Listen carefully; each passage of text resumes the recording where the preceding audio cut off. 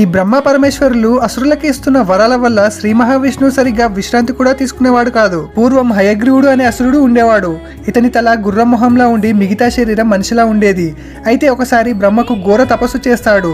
తపస్సు మెచ్చిన బ్రహ్మ ఏం వరం కావాలో కోరుకో అని అంటాడు. నాకు ఎవరి చేతిలోనైనా మరణం లేకుండా ఉండే వరాన్ని ఇవ్వమంటాడు.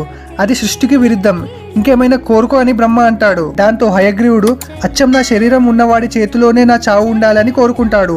బ్రహ్మ కూడా తదాస్తు అని అంటాడు. వరగర్వంతో హయగ్రీవుడు దేవతలపై దండెత్తి వేదాలను దొంగిలిస్తాడు. అది తెలుసుకున్న బ్రహ్మ విష్ణువు సహాయం కోసం చూస్తాడు. కానీ అప్పటికే అసురుతో యుద్ధం చేసి అలసిపోయిన విష్ణువు తన ధనస్సుపై తల వంచి నిద్రపోతాడు. ధనస్సు వింటినారి తెగితే విష్ణువు ఆ శబ్దానికి లేస్తాడని బ్రహ్మ వమ్రి అనే పురుగును సృష్టించి వింటినారిని కొరుకుమని పంపుతాడు. ఆ పురుగు వింటినారిని తెంపగానే ఆ వేగానికి శ్రీ మహావిష్ణువు తల తెగి దూరంగా పడుతుంది. అప్పుడే విశ్వకర్మ ఒక గుర్రం తల తీసుకొచ్చి విష్ణువు మొండానికి అతికిస్తాడు. అలా విష్ణువు కూడా హయగ్రీవుడులా అయ్యి అసుర హయగ్రీవుడిని సంహరిస్తాడు. ఓం నమో భగవతే వాసుదేవాయ నమః.